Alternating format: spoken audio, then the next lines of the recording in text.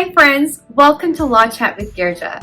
I'm Girja Bhargav Patel, your host for Law Chat, and I am so excited for you to join us today. I have some amazing guests on Law Chat, and they're here to share their experiences and entrepreneurial journey with us, and through their storytelling, mentorship with us, because that is the whole point. We are all entrepreneurs and we're all on a journey, and learning from one another is the best way for us to move forward in our journey as well. And I have amazing guests who are so willing and ready to share their stories with us, their challenges and their victories and their achievements, and also their mindset. I just can't wait to share that with you, and I also just can't wait to have that conversation with them. It's such a privilege to have each and every one of them here with us today, and also it's such a privilege to have you listening in and tuning in. So let's dive in to Law Chat with Girja. Hi friends, welcome to Law Chat. May is here again, and yet again, I'm in the season of a lot of moving parts, whether it's in my life, my business, or even as motherhood and home, everything is moving, and there's a lot of chaos and there's a lot of clutter. And what do we do when that happens? We start decluttering, we start trying to figure out schedules, and sometimes we just need another person in our life to help us with that. And so today, our guest, Kari Roberts, is that person. She is a small business coach and a mentor. She's also an online business manager, you know, the OBMs that we've been hearing about lately. And as well as that, she's a fellow podcaster. She hosts Finding Freedom with Simple Systems, and then the host of Overwhelmed to Organized Summit. And a very warm welcome to you, Kari. Thank you for being with us here today and teaching us how to organize ourselves and what an online business manager is. Thank you. Thank you for having me. That was a very warm introduction. Well, I'm just happy you're here. So tell us, I feel like OBM is a real new thing. And I also want to equate it to COO because it's all, honestly, I feel like you're just operating a person's business, which is huge. But before we get there, I want to know, where did your journey start as a business coach and as a mentor? Like, how did you fall into that? Okay, perfect. So I would have to go back a step before that. I stepped into entrepreneurship as a side hustler, as a freelance makeup artist back in 2012. And I enrolled in a group coaching program because I felt like I needed my business to be a little more legitimate. And that coach saw something in me when we went over the module about like setting up systems. And she kind of never let that die. I remember when I signed up for that course, I was thinking it was a January module, and I'm like, I'll skip January because makeup artists don't need systems, whatever, we paint faces. But, you know, I'm a student, so I showed up because I had paid for it and I really enjoyed it. And so fast forward several years, I had pivoted into coaching side hustlers how to have successful side hustle businesses. And that mentor kind of circled back around and let me know she had transitioned to being an online business manager, COO, if you will. And she was getting so much interest that she was being asked to teach other people how to work the way she worked. And she remembered me having this like innate skill. And she asked me to be in her, one of her beta students. And I was like, okay, sure. You know, and there's never anything wrong with having an extra skill under your belt. I will probably never use it, but I'm a good student. I'll show up, I'll give her the feedback, I'll write the testimonial, and I'll move on with my life. That was the end of 2019. And then we all know what happened spring 2020. Yeah. Pandemic hit. All my speaking engagements for side hustle coaching, all of my weddings and in-person events for my makeup went out the window. And I was like under contract with some, it felt expensive when the money wasn't coming in, but I was under contract with like 3 and 4 figure investments. And I'm like, I don't have the side hustle money coming in, and I don't want to take from my household income, which is something I've never done before because, you know, it was the pandemic. My husband was out of work. I was out of work. You know, it's all these things. So I was like, let me go ahead and start throwing out this. She calls it a digital COO. So I'm like, let me just throw out this offer here. You know, I took this course. I'm good at it. And I literally posted it in 2 Facebook groups. By the end of the week, I had 3 clients. Wow. That was May 2020. And with my full-time job, which as a physical therapist, I was in the community, in the homes. I just wasn't feeling super comfortable with the state of the pandemic and helping the general population, blah, blah, blah. Right. I thought, I'm going to go to part-time and just see what happens with this integrator situation. So it's picked up some traction. I've gotten a lot better at my skills. I've really elevated my experience with my clients. And so here we are. So I will say, you mentioned about, I think an integrate in the small business world, because we're in that like small business online creative community. Right. In our world, an integrator, a COO, an OBM, in my mind, they're all one and the same, because you're not managing a team of hundreds. Right. You're managing a team of 2 or 3, maybe a team of 12 or 13, maybe 20, but still not like at this vast like corporate level. And so we're pretty grassroots, and a lot of times we can fit a lot of different skill sets depending on what the person needs and what we have. And so that I use the terms kind of interchangeably. I go with online business manager because that's the term I find. Like when my mom says, what do you do? And I say, I manage people's online businesses, she kind of gets it. If you say, I'm an integrator or I'm a digital COO, then you've got to do more explaining. So OBM just feels like everybody kind of gets what that is. Right, right. Absolutely. And so I love how your journey seems very flawless, and it also seems very fluid and very organic. But I know there's probably struggle in there. And there's probably also conflict of the mind where you're just like, is this the right step? Is that the right step? So can we talk a little bit about that? Like, you were a PT and then you did makeup artist, and those two things don't even align. And how did you manage both of those? And then how did you just say, I'm going to put both of those on the side and now move forward here? Okay, that's a loaded question. I'll try to. It is a loaded question. It's like three parts. So the mindset. Okay, I am a physical therapist. I have my doctorate degree. I have been indoctrinated in this higher learning world that we live in America. So of course, it's like, I'm going to be a physical therapist. It's going to be my career one day. I'm going to climb that corporate ladder. I'm going to work for 30 or 40 years and I'm going to retire. So when I had this interest in makeup, it was like a little secret. Like I didn't want anybody to know that I was doing this, because you don't need a college education to be a makeup artist. There's no board exam that you have to take. There's no CEUs you have to keep up with. It's like, how do you say in my mind, how do you say you're really worth it?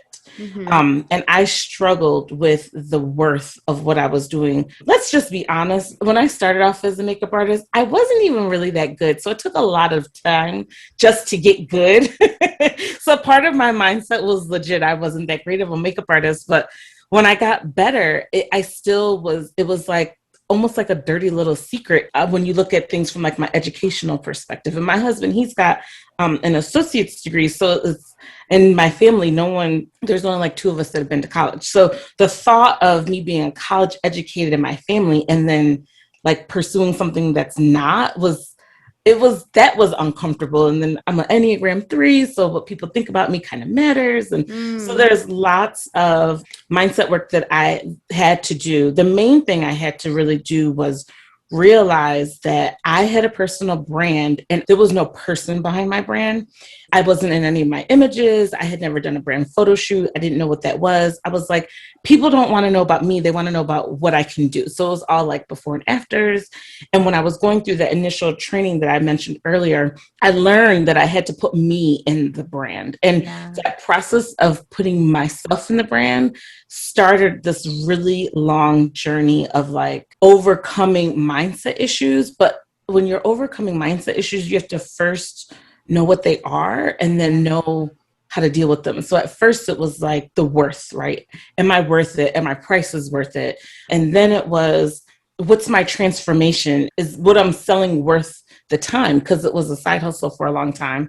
And then now getting into being an online business manager, it's a lot of pricing my services. Like it used to be charge what you're worth, charge what you're worth. And now some thought leaders are saying charge what the transformation is worth because you're priceless. So wrapping your mind around that and then thinking about I'm worth it or my prices are worth it because of the 8+ years I've been an entrepreneur, because of my experience. Like now I'm stepping into those shoes of like knowing that I can turn systems over quickly and I can be present and provide and that's quick. And so the quickness can garner a higher revenue as well. So it's like all kinds of mindset things that, yes, lots of struggles. No, and I think it's so important because you really touched on a lot of mindset issues, but also real issues that business owners have. And it's not mindset, it's real issues. For example, pricing. That is huge. People don't really understand sometimes where to price. Yes, you're worth so much. You're priceless, right? As a human, there is no value that you can place on yourself. But at the end of the day, there is value or a metric system that it can be placed on the services you're providing. Market values out there to figure that out. And then, of course, your experience is out there as well. So I think that's a very important question. And then even knowing if people want to come to you even, right? Like I may have great products out there, but you're always like wondering, who's going to take my services? Are you really going to do it? Wow, that's amazing. So I think there's a lot of things that are there. They're very common to every single entrepreneur, especially knowing, you know, the worth is such a big word because there's so many different things that you put into that under that umbrella. Yeah. And so it's so nice that you were able to explain that to us in that way because experience matters. And I feel like if you are questioning your worth per se, like the quality of the things that you're bringing out or the product that you're putting out there, if you're not feeling confident, then do something about it. Get experience, get educated, get more educated if you need to, talk to people, do your networking, and put yourself out there. So, and I feel like that's what you did. Yeah. One other thing, talking about mindset things I had to overcome, I really had to come to grips with the fact that my fear of failure is like so legit. And the fear of failure used to really almost like paralyze me in my business. I wouldn't want to try new things because I was used to doing things that I was good at or could get good at. And then now the fear of failure, it's like I use it almost as fuel. Like, well, if I fail, then there'll be a lesson in the process. Like there'll be a lesson on the way down and I'll just be ready to stand back up. So now it's like I push forward a lot more than I used to just because objectively I know there's nothing that's going to come out of standing still. And so I kind of push through that fear to push forward. I love that. And it's so true. Fear of failure is, I think, I absolutely have that too. And I think it's just like personality is also. Yes. You know, I'm an Enneagram 3 also. And in the Strength Finders, I'm like this achiever and then strategic. And I'm like, me too. There's just no room to fail. No, I'm joking. Right. Exactly. I think failure is actually, I don't even look at it as failure. It is just opportunities where you can improve yourself and improve what you are doing. And areas for growth and areas to really become the person that you're supposed to become. Yeah. So there's just, it's not really failing. It's really like an opportunity, in my opinion. It is. Like when I hosted my summit in January, I really was doing it for the side hustle community. I really feel like there's just not enough people letting side hustlers know, like, it's okay to be right where you are. You can have a large amount of success and you get to control what that definition of success is. And it was an overwhelmingly positive experience. I still get messages, here we are 5 months later, people saying how much they loved it, how they were able to shape their businesses. But when I had an offer on the back end of that, it did not convert. And so I was like, okay, what am I learning from this? And it was like, I had OBM in one hand and I had side hustle coaching in the other. And I'm like, maybe this is the data telling me to go all in with the OBM. So that's what I did. And then within 6 weeks of making that decision, pretty much booked to the capacity that I need to be at from doing that. But I wouldn't have known that the OBM was really where I needed to be if I hadn't put myself out there with the summit. So yeah, some people could say, oh, you didn't convert anybody at that offer, but it's like the clarity that I got was worth it. And then the impact that I made was worth it too. I hate to interrupt this awesome conversation, but I have to stop and talk with you about the number one thing I'm asked about by entrepreneurs: contracts. They're vital to any business relationship and to protect your business. But I also know that entrepreneurs, especially when you're starting up, money is tight. But I would never want you to compromise on a strong legal foundation. So enter yourcontractbuddy.com, a website created by me with contract templates created and drafted by me and fellow industry partners. They're ready to use and easy to plug in immediately. and they are not restricted to any specific state. So yourcontractbuddy.com is sponsoring this episode, and you and your listener can get 10% off right now with code LAWCHAT. Yes, you heard me right. 10% off right now with code LAWCHAT. And now, back to our awesome conversation. That's so wonderful because you hosted something huge. And I think a lot of times when we do launches, a lot of people expect amazing results. And I can attest to the fact that's not true.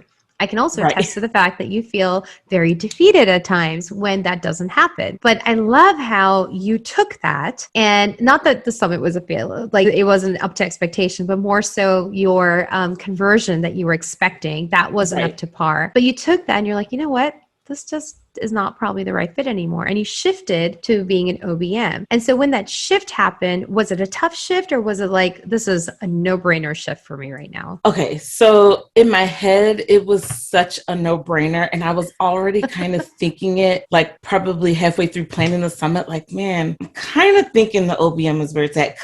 Because it was coming too easy. When I thought about the work I put in to be a physical therapist, the work I put in to grow my side hustle coaching, the work I put in to grow my makeup business, the OBM was just that easy. So I felt like maybe I should, but then I didn't want to give up on my passion for side hustlers.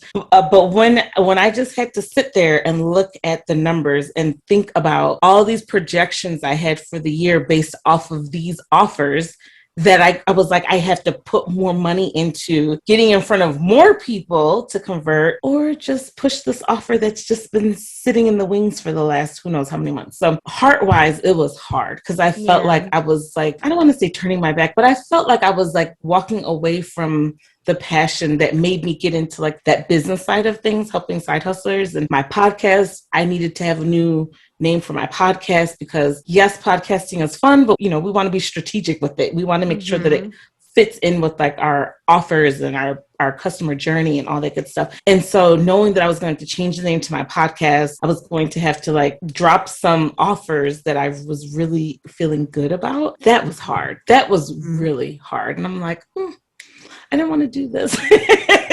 But now in retrospect, how are you feeling? Do you still feel the same way or has that changed? Oh my gosh, it's like freeing. I'm so glad I did it. I'm so glad I just, I'm not into really like the woo-woo thing. I don't do like the universe told me. I just don't subscribe to that thought process. But for me, it was in the numbers, like the data from when I looked at past clients and when I looked at who was paying me and when I looked at where the numbers were coming from the summit, the data was showing me that it needed to be OBM. And so that was the first week of September when I made that decision. And by the middle of March, I was doubling my rates because I was booked to that capacity. So I'm very thankful. And doing the OBM work, I love it because though I am an OBM and I'm an integrator and I can manage all aspects of the business, my clients have small companies. My clients have, between like 4 and 7 team members.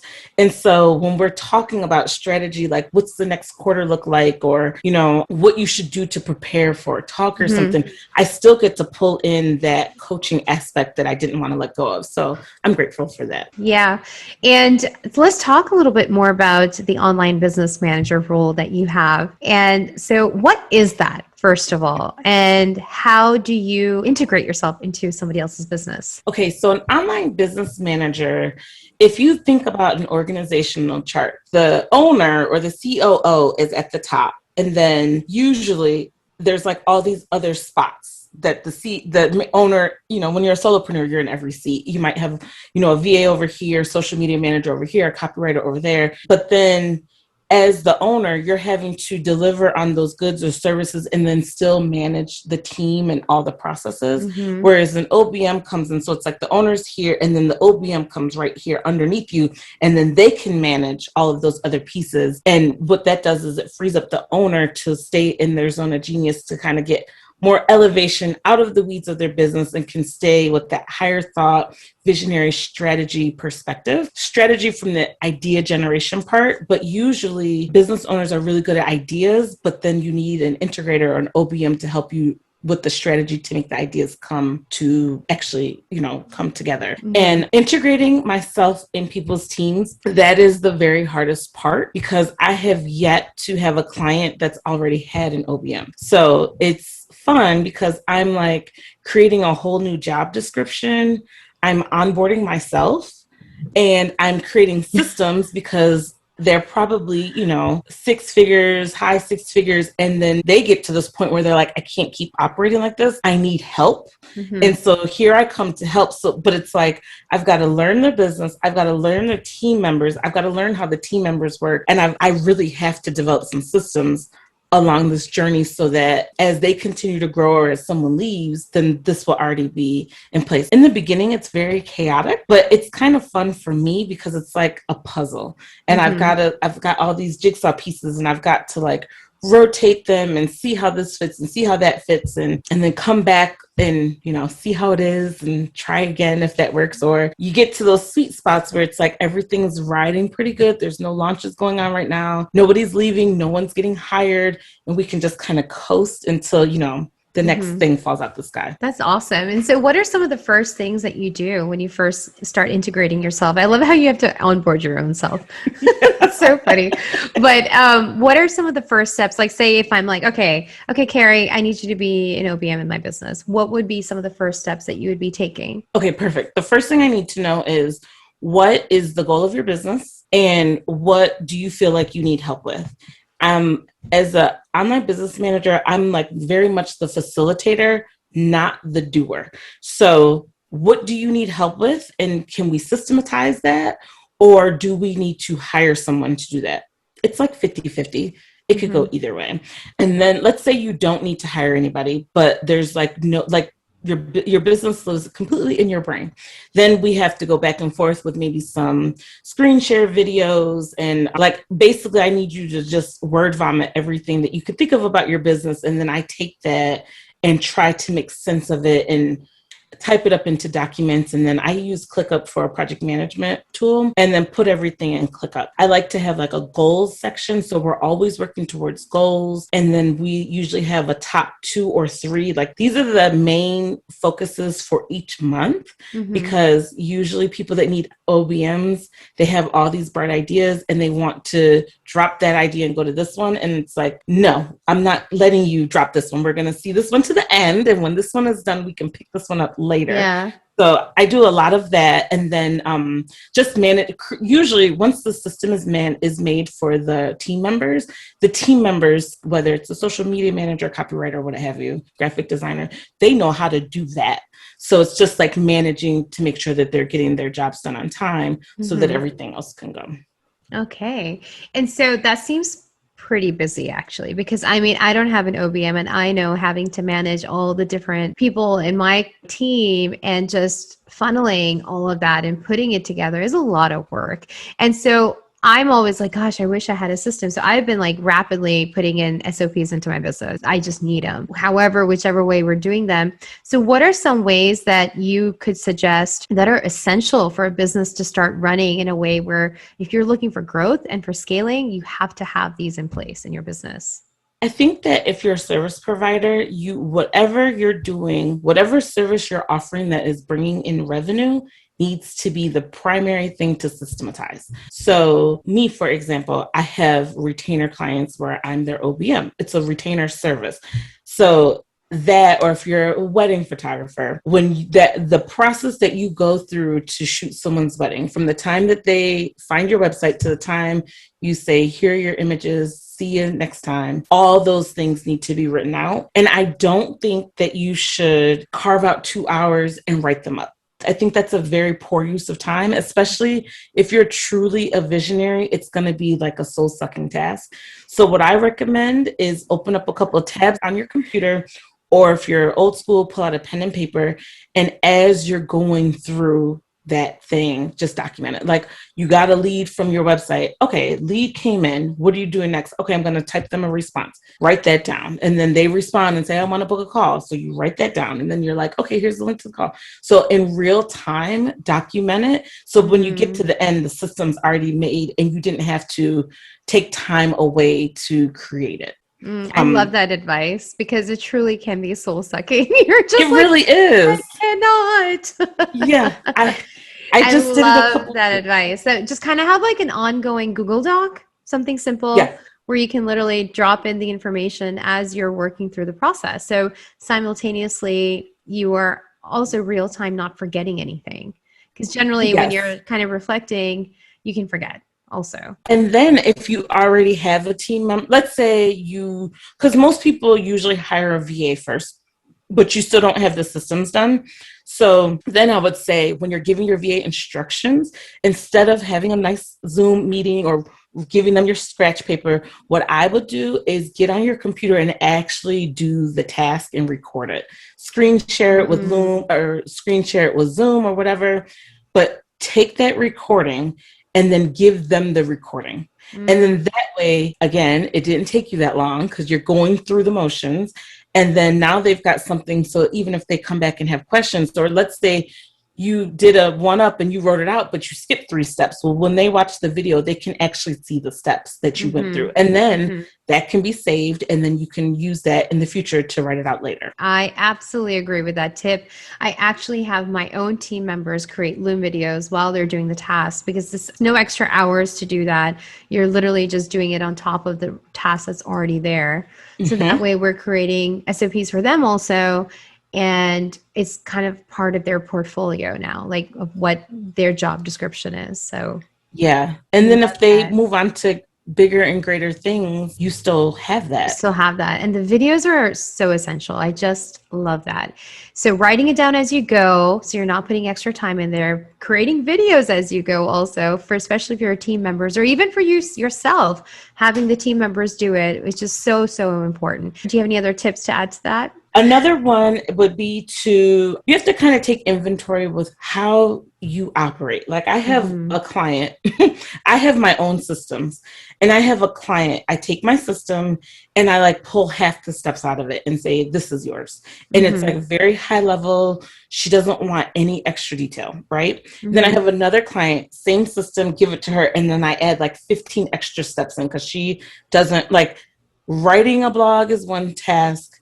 Proofreading the blog is another task. Checking for punctuation is a third. Like that's how granular she wants hers. So knowing or taking some time to reflect in what kind of person are you as far as detail. So then that way, when you hire your support staff, you can let them know how you prefer to be communicated with. Because if you really like the higher level 5 steps and I'm good, and you hire an OBM that's like giving you 15 steps, you're going to be like, I cannot. But then if you want all of the details and your OBM's like, here's your 4-step process, you're going to be like, okay, where's the rest of it? What did I pay you for? So a lot of it comes down to what do you need? So like as much self-awareness as you can bring to the table, the better off things will be. And it doesn't, if it's your VA, your project manager, or OBM. Yeah, I am absolutely type 2 where I need like the minute details have to be a part of it.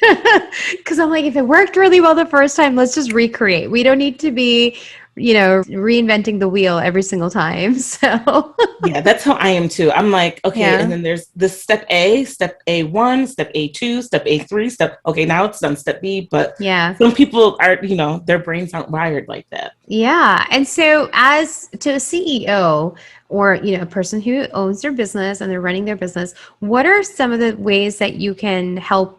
I know you just gave some amazing tips right now, but just in general, just to kind of ease the stress and to simplify the business life, what are some things that you would suggest are good practices? I think it's a really good practice to step away from the business. Usually when I'm kind of onboarding myself those first couple of weeks, I'm talking a lot about like, why are you spending 50 hours a week in your business? Like, where can we get your time back? Not to do anything business related. Like, can you not go in your office on a Sunday? Or can you take Fridays off? Or can you every time you want to go back in the office, you walk the dog around the park? Like, what are you doing to get away from the business? Because usually when people step away from the business, it replenishes them. You have better ideas and you can show up as your best self for yourself, your support staff, and for your clients. That's huge to me. It's just like taking a time to step back. Another thing, I have a mentor that always says you have to slow down to speed up. understand that even if you have all your SOPs written out, and I'm sure, Girja, you can attest to this, you write it all out, and when you give it to somebody, they're going to see something that you miss. Like, it's just going to happen. So go ahead and go in with the grace that it's not as well oiled as you thought it would. And there might be a little bit of a dialogue to kind of clear it up. And then to have some grace that you can't keep pushing at the same rate that you're pushing at and bringing a new team member on. So that you can't, it just can't happen because your team member is new. You know, they've got to get acclimated as well. So having some grace with the team member, having some grace with yourself, and prioritizing time away from the business, I think is just good practices to do on a weekly basis. Yeah, I completely agree. And, you know, along with the grace is also being open to new ideas, because some people can bring in new ideas that are more efficient and more productive. And so I love listening to new ideas from my team, period. Like, I'm just like, I love new ideas. If you see a problem, that's awesome. Share it with me, but bring a solution along with that problem. Right. Like, I just don't want to hear a problem because it's not a problem in the sense of like, bring me a solution too. So that way we can talk about it, brainstorm about it. And so I think that is such golden advice right there, because I think as we're growing, we're getting team members, and a lot of times we have a certain way of functioning. And then when new people come in, especially if they're not the same personality as you can be, things can get a little rough, and you can just be like, you can lose your patience. You can also start feeling like, what's happening when it's maybe not that.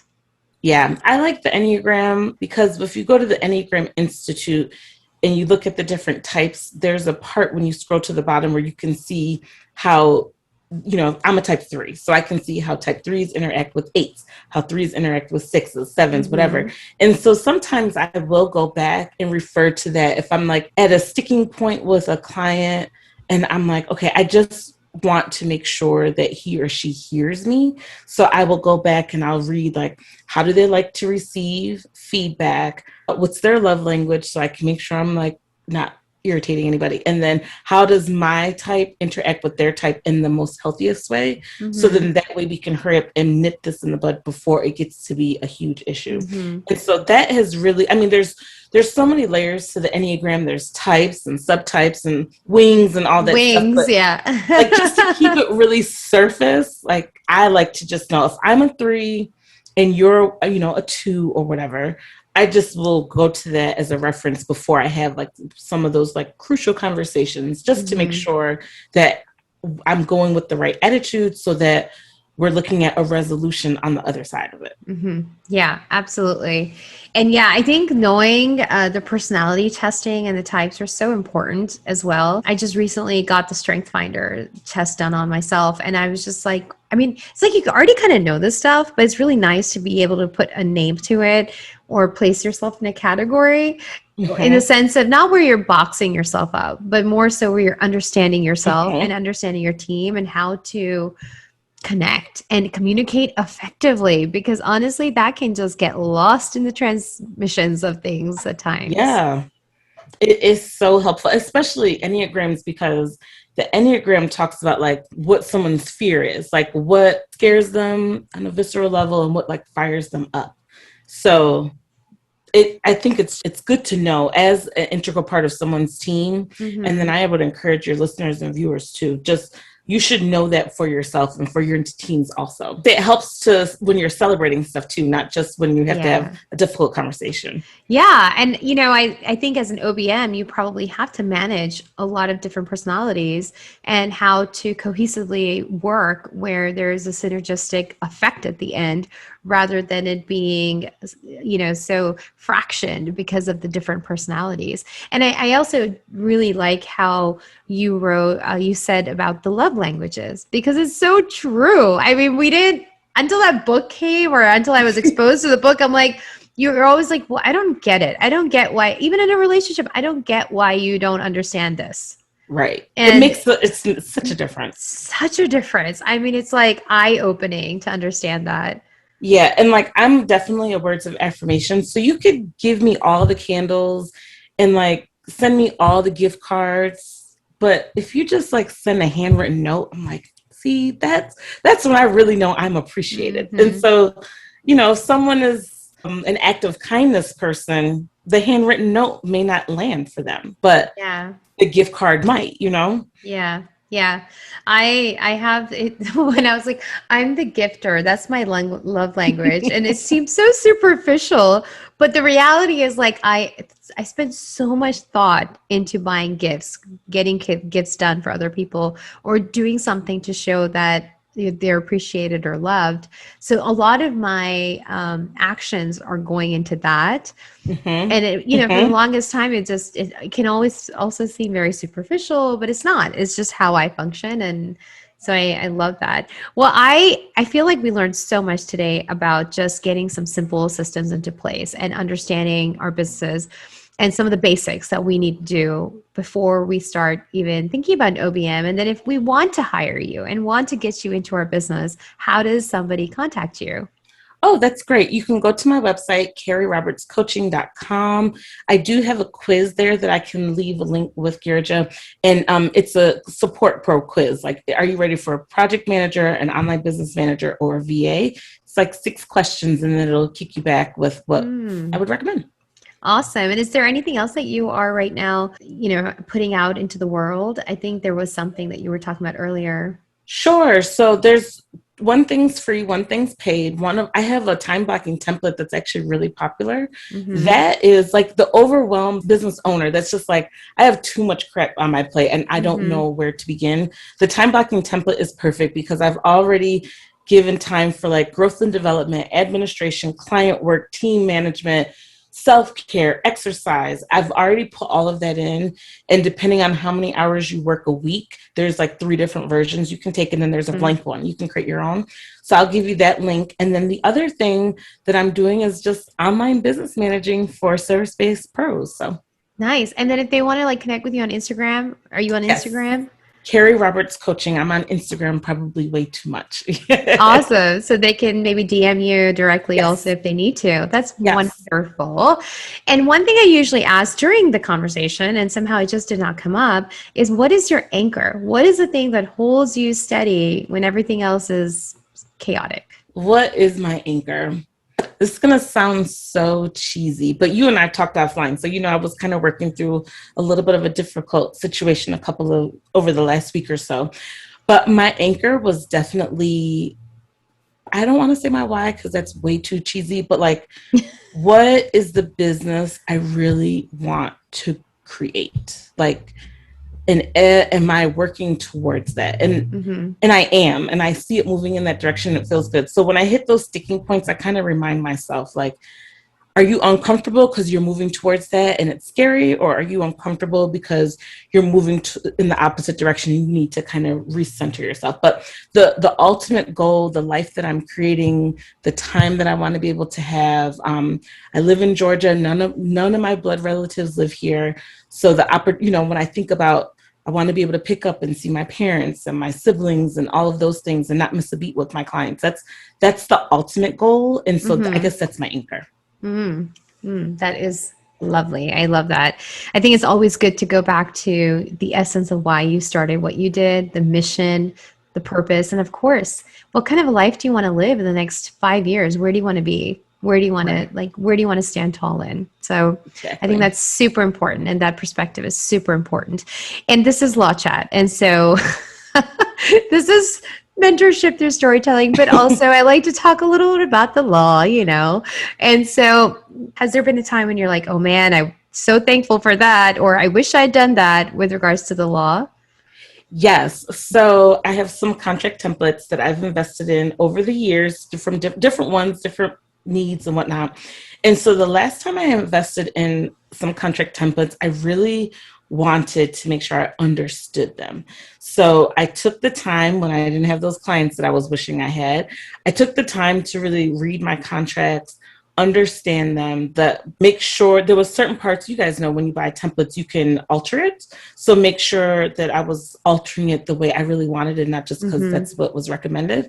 And so it all kind of came to a head when I was working with a client and her request for the contract was different than what I had, but I was very confident in what was in my contract and I could explain it. And I felt really good about the fact that I could explain it without having to pick up the phone and hiring a lawyer because I did the due diligence. So I would definitely say if there's any of your like policies and procedures that you might feel uncomfortable saying, like in the makeup world, if you show up 15 minutes late and it's somebody's wedding day, if I have time to do your makeup, there's definitely an upcharge, right? So those kind of things, I may not want to say that on someone's wedding day, like, hey, you owe me an extra $100, but I have those difficult things in my contract. And so when we sign the contract, those are things I make sure we talk, like when everything's light and fluffy and we're happy to start this relationship, it's like, by the way, if things go to the left, this is how it goes down. So I like to understand my contract, number one, and then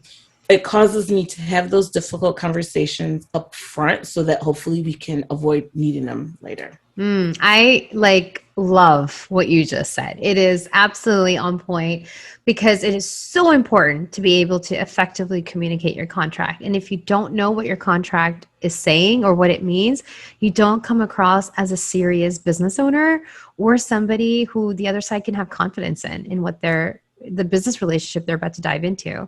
So I think that is so important. And, just having those difficult conversations during onboarding time is the best time because you're right. It is the fluff time and it's the happy time. No one is going to think anything bad is happening. So that is absolutely on point. So my last question, fun question is, what is your favorite show that you are binge watching right now? Oh my goodness. Which housewives am I going to choose? Oh gosh, yes. We had that conversation. Atlanta Housewives just ended, but Shaw's of Sunset and Real Housewives of Potomac are starting up. So I like certain Housewives franchises, and then I watch like the Karma Show, and then Shaw's. Oh my God, I was just about to say the Family Karma. Yeah, I'm like, where did this come from? I literally was like, this is amazing. I don't know why, but I was like, this is amazing. I love it. And my goodness. Out of all the Bravo shows, it's the least dramatic in the sense of all the things that are happening and all that stuff. But I really like that. And then my Real Housewives of New Jersey, total guilty pleasure. And then I can't forget 90 Day Fiancé either, because that's a train wreck that you just always come out of it feeling better about yourself. You're just like, oh gosh, what are these crazy people doing today? I love that. Thank you so much for being with us today and sharing all of your wisdom and just some great advice. I love it. So I really enjoyed having you. Everything will be in the show notes, all your links, all your contacts information, and of course, all the things that we are talking about right now. So sounds good. Thank you so much for having me. I really appreciate it. Thank you so much for joining Law Chat with Girja. I love these kind of stories and conversations where we can be real, honest, and open, and having fun at the same time. I hope you are inspired and motivated to keep doing the amazing work you are doing. If this is something that gave you all those feels and then some, truly motivated and inspired for you, you can show your love in all or one of these ways. Be sure to give this video a thumbs up, subscribe, and share this video with your community and tell them about it, or share with somebody that can benefit from it. I look forward to seeing you next time on another episode of Law Chat, and until then, keep moving forward. Bye.